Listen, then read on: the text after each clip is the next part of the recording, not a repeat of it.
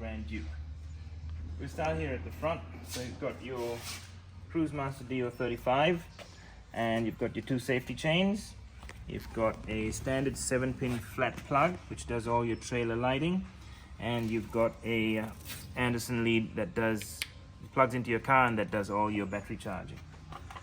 You've also got your ARC XO750 jockey wheel with the extendable stem, so if you've got different height toe tongues on your car, that's adjustable. And then next we've got the main winch that helps the lid go up and down, plus it also holds the lid down. Moving on to the left side here, we've got two taps. The one on the left's marked with the letter H is for your hot water, the other one with the letter C for your cold.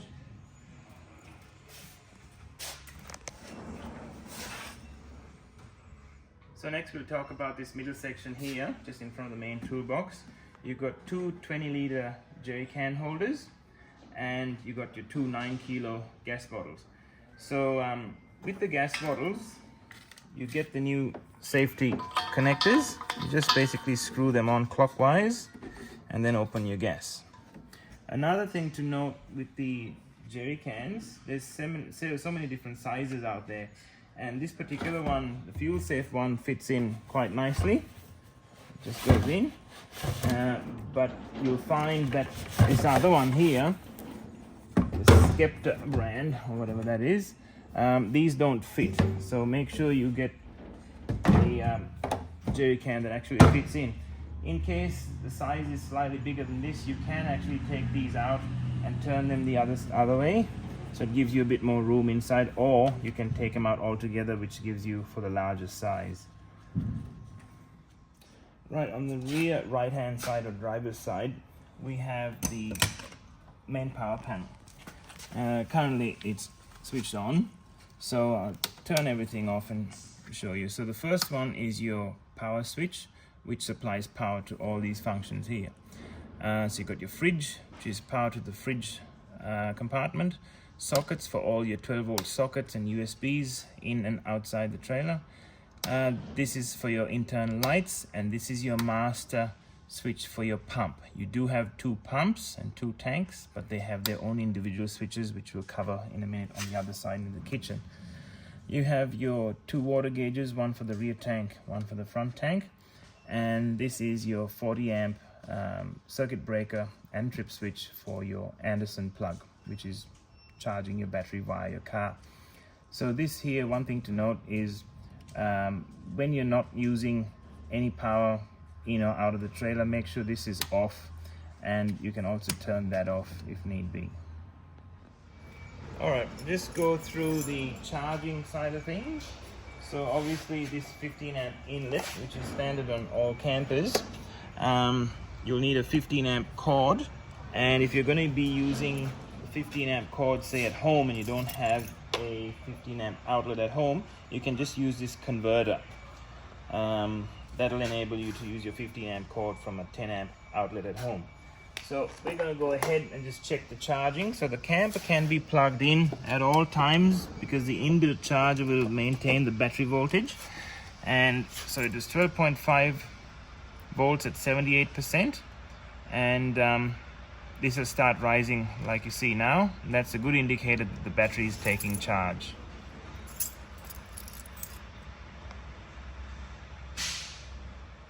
Just a quick note too, the converter and the 15 amp cord are usually not supplied with the camper, but you can get these at a Bunnings or in a hardware electrical store. Right, so the camper comes with a 200 watt 8-amp power solar blanket, and we're just actually going to plug it in now and make sure it all works. Alright, so we've got the 200 watt 8-amp power solar blanket set up. So a few things to note. You definitely want to have it in direct sunlight and not part shaded by a tree or something, because the panels won't work effectively. The solar blanket does come with a few other accessories. It comes with a length of extension cord with Anderson connectors on each end. Comes with this solar charge controller, so if you're charging something that doesn't have a DC to DC, in this case we don't need one because the van already has one. So you can use, in that instance, you can use this, and it also comes with alligator clips that you can plug into and charge a battery with these clips. The plug on this end directly plugs into the solar charging point here, which is connected to your DC to DC. And again, we'll just check what the voltage is, 82%, 12.6, and we'll go ahead and plug that in. Got to give it a few seconds to bump up. As you can see, it's going up and it is charging.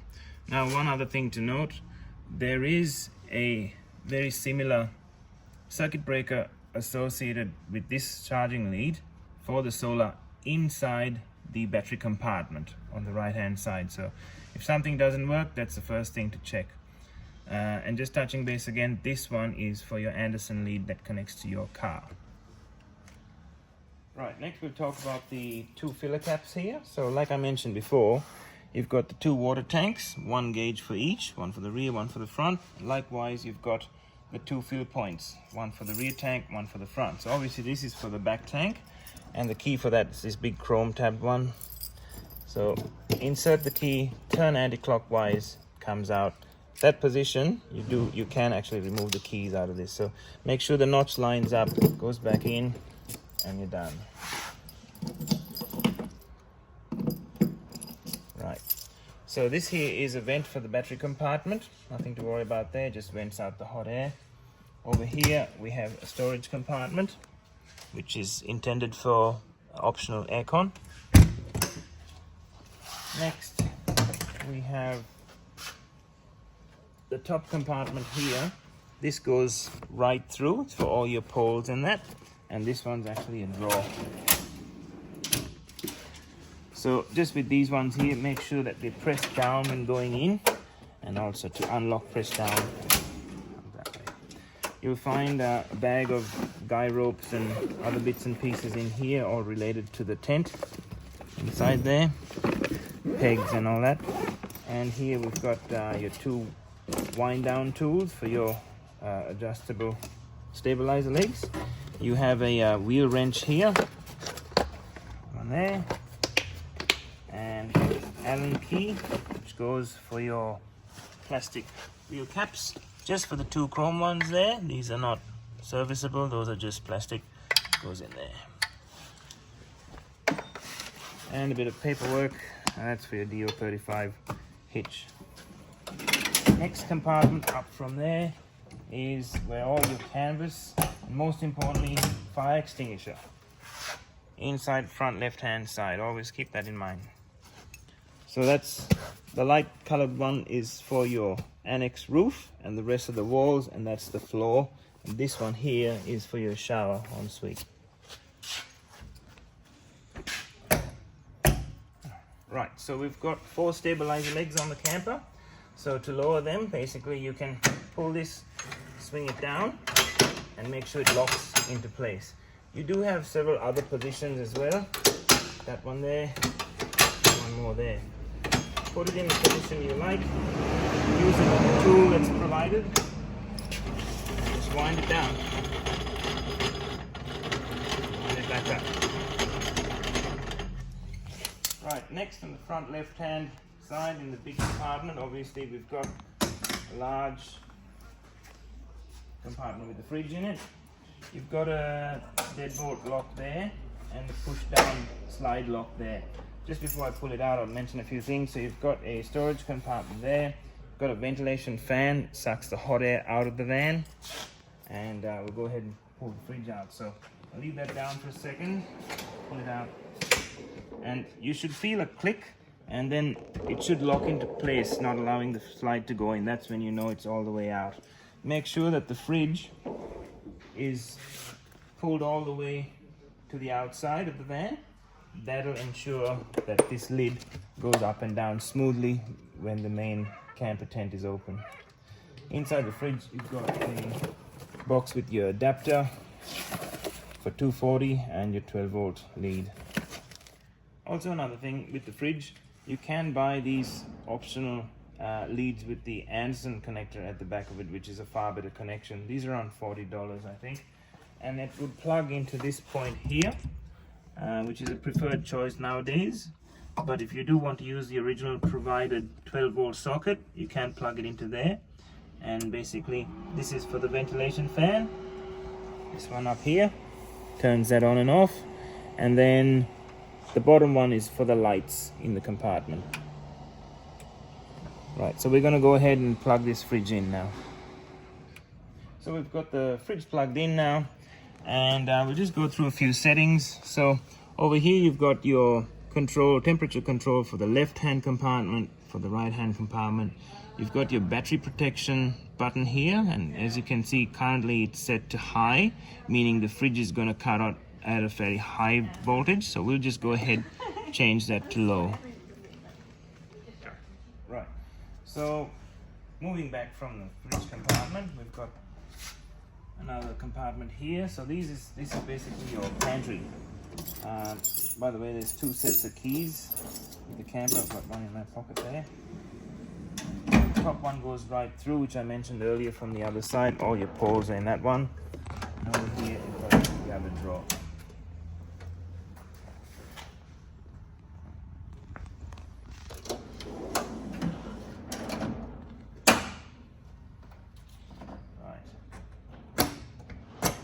So over here we've got a drop-down side table.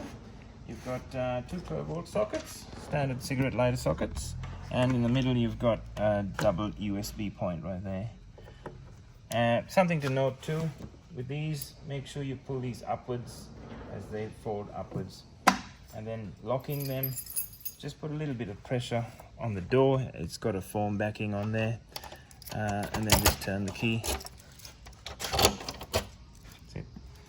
Right, next we've got our two speakers and outdoor light. This light actually needs to be powered from the inside near the steps, which we'll show you in a minute when it's open.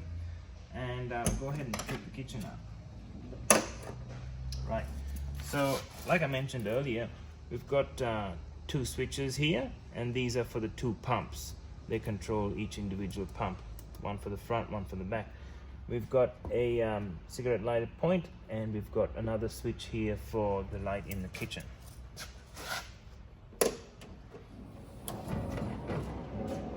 Always just go nice and easy with the slide. You don't want to be rushed. It's a fairly heavy slide. So once you've got it to the end, you'll feel a bit of a resistance there. So what you do is you lift it up slightly and pull it out, and it locks in place there. There are two additional support legs underneath, which we will just release. Drop this leg down as an insert. We'll just give it a bit of extra support, and we'll go ahead and tighten it. Right. Next we've got the actual stove and the wind guards. You can lift these up and they just slot into position. There's a little guide hole there to lock the sides in. And then we've got our dish rack. And the dish rack actually has a little latch at the back here. I'll talk more about this latch when we close it, but yes, you've got a latch here that locks it in place. Go again. The kitchen, we've got our swing up tap here, and we've got our cold water flowing there. Get a bit of bubbles at the start, but yeah. And then the pump shuts off as soon as you turn it off. You clean that up. Got your dish rack, and also you've got your kitchen, your stove work light. So this is a flexible light here, and it's got a switch just below the two pumps here, the bottom one. So we'll turn that on, and you can focus that to wherever you want. Right, next one is the actual stove. So it's got a burner. The stove has these 4 burners, and this bracket's just there to make sure they don't rattle around. So you undo it by unscrewing this thumb screw, and then removing the bracket, putting it aside so you can put it back later. Right, so you've got the 2 stoves. We're going to grab the gas hose here. So at the back you'll notice you've got the bayonet. pull the bayonet dust cap out, and then you'll find the hose just hiding in there. And basically line this groove up with the notch there, and you push in and turn clockwise, and now it's locked in. I'll just make sure our gas is open at the front. Anti-clockwise, it's open. And to light, you basically got to push down so you can hear the igniters working, and we'll open the gas. Might take a few seconds because this is not been used before, so we'll just wait for the gas to flow through. Can actually do another one to get a bit more gas through, but basically you got to hold them down until they ignite. There you go, got one, and the second one. Now you got to continue holding it for about 3 to 5 seconds and let go, and they'll stay lit. If you ignite them too fast, as soon as the flame comes on and you let it go, it's going to cut out because it's got a safety thermocouple. So you must push down, hold, wait till it's lit, and then let go. And then you can adjust the flame as required. So we'll just light all of them. There you go. Another quick thing to note, took a little time the first time around to light because there's air in the line, but once gas is in the actual line, they'll light pretty quickly, as you can see, and done. Turn, hold it a couple of seconds, and it's done. There you go. So we're just going to open these two drawers. So the first one will have a few bits in there. This is your drain hose that connects under the sink. It's pretty easy. Get this bit, slide it there, chuck the rubber washer in there, and this just screws under onto the fitting like so. And then you can extend this hose either into a bucket or into another hose out into the bush or wherever. This red hose here, this is to do with your hot water unit, which we'll show you later, and that's an extra fitting that goes onto another hose with your hot water unit. So the other main drawer right under the stove is your cutlery drawer. You've got 2 cup holders there. Another thing to mention is underneath here, it's hard to see, you probably can take this out just for service purpose and whatever. Right under here, a little black cover, and basically there's a D-size battery, which is the battery for your igniter on the stove. Right, we've partially collapsed the stove, the kitchen now. Just with this latch, one thing to note, it's really important to make sure that this is actually folded over like so, because when you push this in, it's otherwise going to hit this opening and it's going to bend that latch. It's all collapsed. We've made sure our gas bayonet hose is retracted, legs up, latch folded in, everything's in, and we're just going to slide it back in now. Nice and easy. And we just lock this latch like so, and we're done. Also, just pointing this little sticker here, this is about your wheel nuts and safety.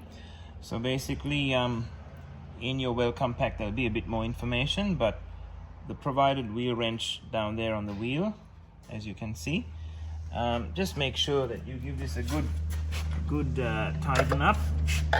We recommend before and after every trip or between stops, just check them, make sure they're good tight, and just fill them in a star pattern over cross, and just check them.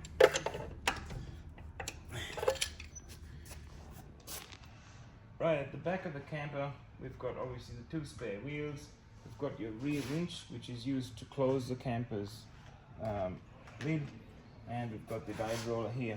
So I'll quickly go through with what to do when you want to change one of these wheels. So basically it's held in place by 2 of these locking pins. So you undo these locking clips, and they basically just go like that. You've got 2 of them, one on each side. Just lift it up slightly to take the pressure off the pin, and just drop the tailgate down like that.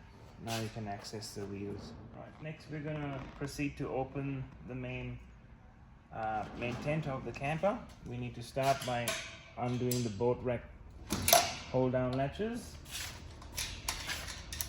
These latches that lock the boat rack into place. You've got these carabiners, you take them off and basically go over to the other side. There'll be 2 additional locking pins. You need to pull them out. They might be under some stress, but you just push the boat rack back a bit, pull that one out, and do the same for the other one, and then gently let it back. And basically there is a second locking position which we will use to hold the boat rack in place in the vertical position. And there, put this one back in here.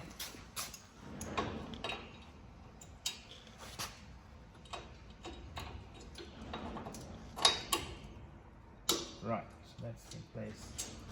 Next we'll undo these 2 clips here that hold the main lid of the camper down. Those ones. And then we've got 2 more on this side. 2. So just note that it might be under a bit of pressure because those struts are pushing it up. So you might have to just hold it down there and then let go. The struts will assist part of the way. And you can do two things. You can either use the winch in the front to hook up to that winch lock point there, or you can just push it over by hand.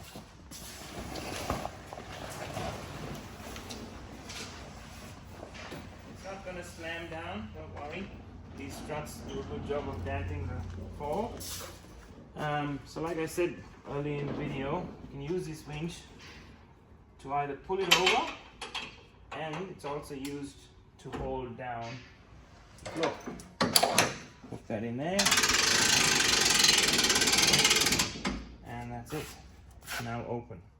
Right, so now that we've got the main lid opened, first thing is to just go around and sort of sort out the canvas a little bit.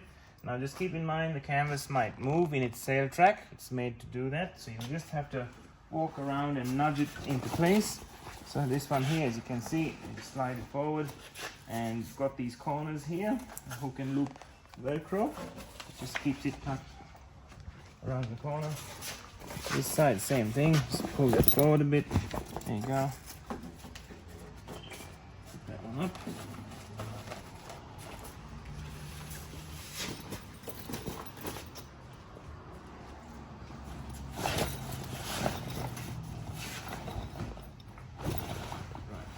Final adjustments can be done once we've got the inside poles all pushed out into position.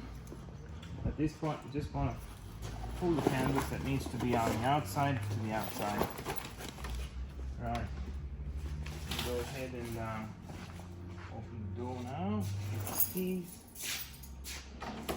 So this actually works anti-clockwise. You put this little triangle key in position. You can see the latch move. There you go, one. Second one. Now make sure you actually hold the door. Grab it like that. Then grab the bottom rung, pull it out like that, and rest it down. Right, so once you open the steps, you'll find a whole heap of cushions in here. These cushions make up the extra bed area and also make up your backrests. So we're going to actually move them out of the way, and we'll show you them set up in a bit. So basically this is how it looks with the second bed made up and the other backrest out of the way. So that's your sleeping area right there. Here, as soon as you enter the camp on the right hand side, you'll find the radio, the step light, and buttons for other lights, which I'll just turn on now. You've got lights inside. The lights will be plugged in. As you can see, these little sockets, these are the connections to your lights in the front and in the back on this side here. Right, we're just going to go ahead and lift up the main poles. I'll start with the middle one.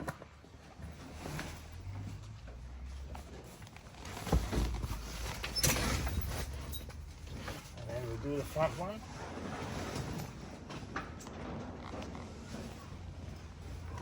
Right. So next, we've just removed these two bits of cushions that are in the middle that make up your bed, and we've got the table here, and we've got the other spacer board. Move that out of the way for a moment. Lift this up. We're going to turn it around with this handle right here. Right, with opening the table, lift this latch up, and then you lift it up here, like that, and make sure it locks back in place. And we're just going to place it, there we go, like that. Right, the last set of poles to push out is the back one here, so if you're by yourself, you can just put your hand in the middle there, and basically lift it up, lock one side, and then lock the other. Now if you're with two people, obviously one on each side, and you lift them up equally. And just undoing them, pull this latch down, and you let it down.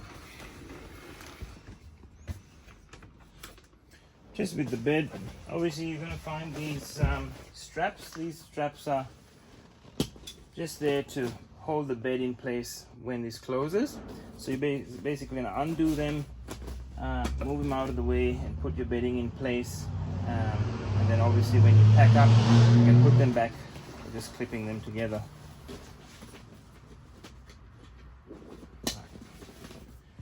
Right, so this is how the lounge cafe seating looks like when it's all done up.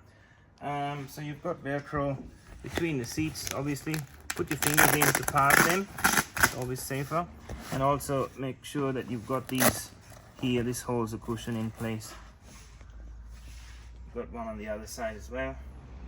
So on the right hand side here, you'll find the air conditioning box, which is free at the moment. You can use this as storage, big storage compartment. So in this compartment here, this is where your batteries are housed, inside this white sealed box here. There's warning labels. Please see that this box is not open, it's not meant to be opened. You've got a few things in here. You've got your projector AC battery charger, you've got your DC to DC and solar charger, and that is the solar trip switch that I mentioned earlier. Make sure this is in the on position as it is now. If you see this lever popped up like that, means it is off or it has tripped. You've got your two bus bars, your negative and positive, and your main battery isolator. So I'll just go ahead and turn that off. So when you do that, basically there's no power going to anywhere in the camper. So when you get your camper, usually this is always switched on. We just turned it off before to isolate the power completely. But basically it's set to 15 amps, which is the green light on that side. That's where it needs to be. That's the amount of current it charges at, and the left little bulb there is basically the indicator for what battery chemistry, and it's currently running AGMs. So these settings don't change, so there's no need to do anything. It's just note that that one's there and the other one's down at the bottom there, and it's your power light and your charging status light there. Just going to make sure that the solar is working. So we've got it plugged in, and inside on the solar controller you'll see a few lights on. Basically the one at the bottom here is just the type of battery, so it's on AGM. The flashing light indicates that it is charging, and that the solar is connected, and that's your power light right there.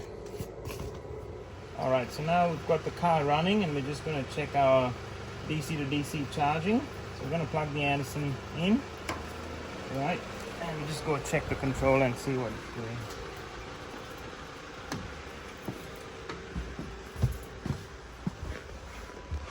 Right, so the battery chemistry doesn't change. We've got the power light on there, and then we got the charging happening right there.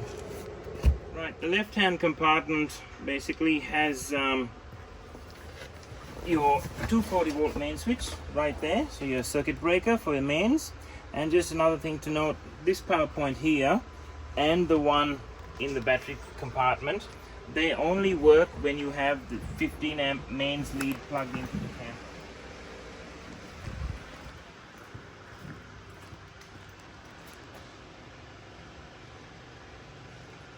Just another quick note, these cushions here, this is the pattern they go in. The two corner backrests fit in here, and then the long one and the other two short ones just like that in the middle. That gives enough room for the canvas and the pole to retract around there. Right, so we're just going to collapse these poles, undo that one there, that one.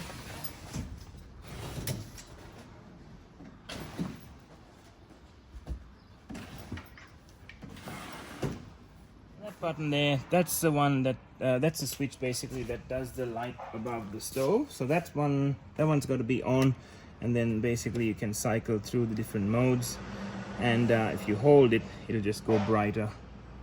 There's 3 brightness modes. You can leave the inside switch off and just cycle it here. So we're just gonna go ahead and pack it all up. So I've just undone the sides here, undone the Velcro, walk around basically, make sure there's no canvas that's hooked onto the main lid, and we'll be able to release the winch.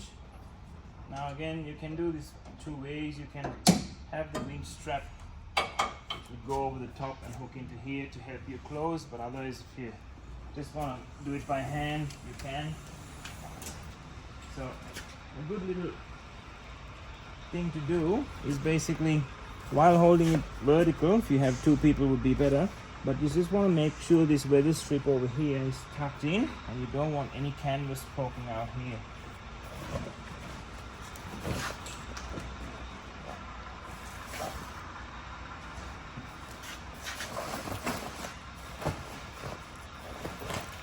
Make sure all the canvas is inside.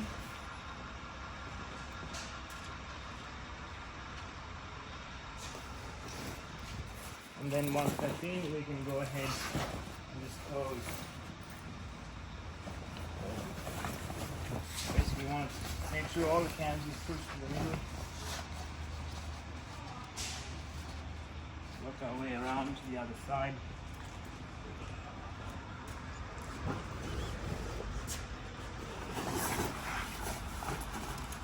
Once it's low enough, we can use this rear winch to pull it down. If you have 2 people, that's fine too, but if you're alone, this is how you would do it. Send this under the roller.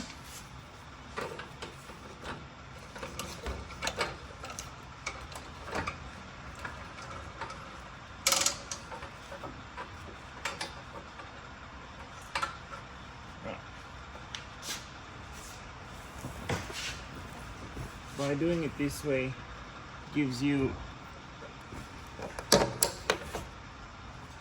the movement, be able to move around and basically tuck all the canvas. See, that winch will hold it in place while you put all the canvas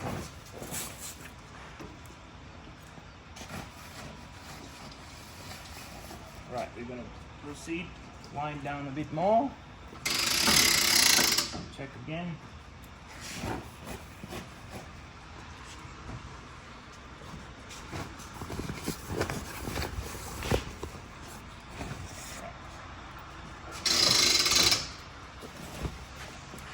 That's it. Now we can put the latches on. Just make sure the canvas is all tucked in, and also make sure the doors close properly.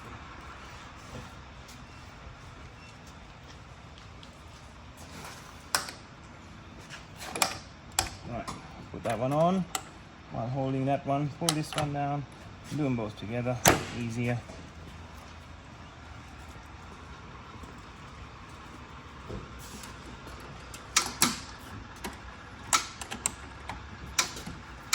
Right, now we'll go retract the winch.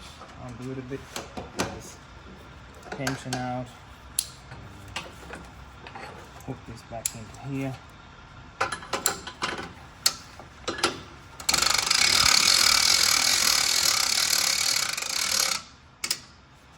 Pull the safety pin out. And put it back in. Right, so we've got the lid down, secured. Next step is to close the boat rack. What we do is take these safety pins out.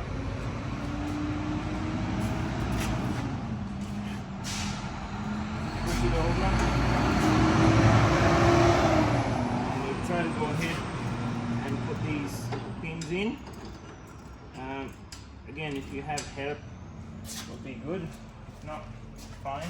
Some people actually have a rope tied to the top of the boat rack on the other side. That basically helps them pull it down. So you can have a strap or a rope or whatever tied here. That helps you pull this down.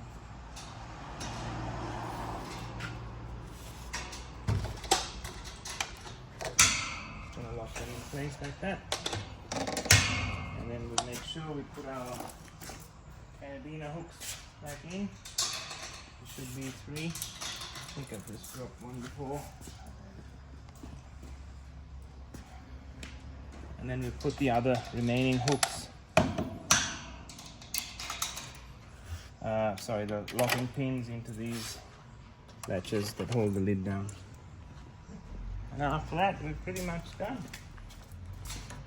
And that's how you set up a Grand Duke. Okay, so we're going to talk a little bit about the service schedule and also wheel nuts and safety and things like that. So all campers have a little safety sticker here just to remind people about the torque specs and the fact that these need to be tightened. So I'll give you some figures. So basically, when the camper is new and you're using it for the first time, we recommend around the 400k mark you use the provided lug wrench and you go around and just give these a bit of a tighten up if they need to. And also we recommend from there on at 1000 k's give it another check, and then pretty much basically before every trip just check the wheel. Tire pressures are 45 psi. Bearings and all that sort of thing. Usually if you're doing river crossings and things like that, you want to make sure that they get serviced regularly or after a river crossing or beach run, but otherwise we recommend around the 10,000 kilometer mark. That's every major service. You get the wheel bearings retension, repacked, new seals and all that sort of things, your brakes adjusted. But definitely around the 1,000 kilometer mark we recommend just going over the trailer, checking your wheel nuts and brakes and things, the undercarriage in general.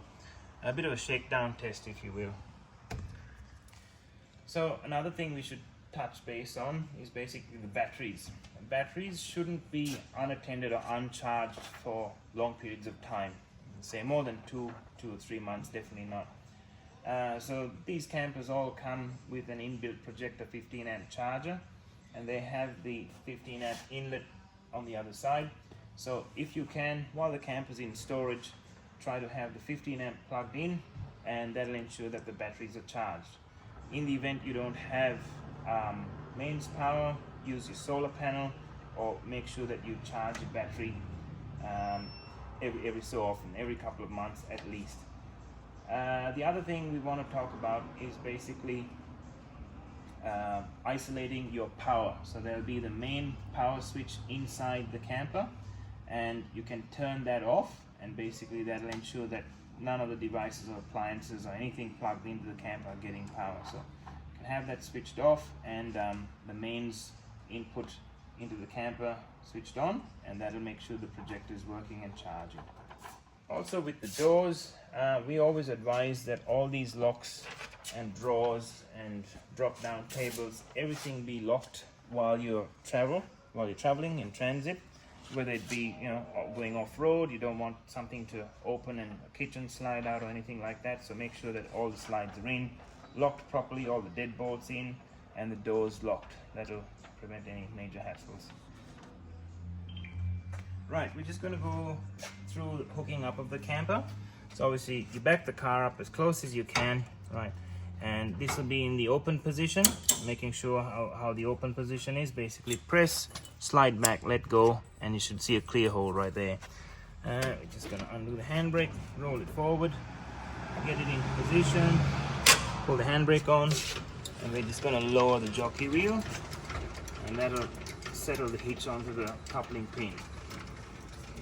Right, so now that the jockey wheel is off the ground and the trailer has been taken onto the locking pin, press that slide out. This will lock in place. Again, press and then this cap should go on like that. Lock. You'll hear a click.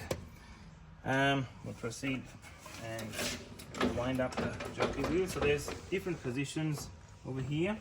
So we usually recommend it having it in this position here, which is basically with the jockey wheel, the wheels upwards. So we pull this lever and we slide this up, and then we let go and it'll lock in. Just make sure you hear that click and it's locked in. Take the handle off after you're done and store this in a safe place. Take the handbrake off always, make sure the handbrake's off, and then we can proceed to connect up the two chains. Really easy if you have these hooks on the back of your car, if not D-shackles, whichever works. And then we hook up your 7-pin. You might have a round, you might have a 7-pin flat. Basically you'll see 2 notches that locks into the lid like that. Make sure you have enough slack but not too much for the car to be able to turn, so about that much is good. And then if you have an Anderson, you can plug that in as well, like so. And if there's any excess, you can just send it back into the drawbar. That's about it. Thanks for watching this video, all about the Goldfields Grand Duke. Make sure you take the camper out a couple of times and give it a good test before you go on your big adventure, but make sure you use it and have fun.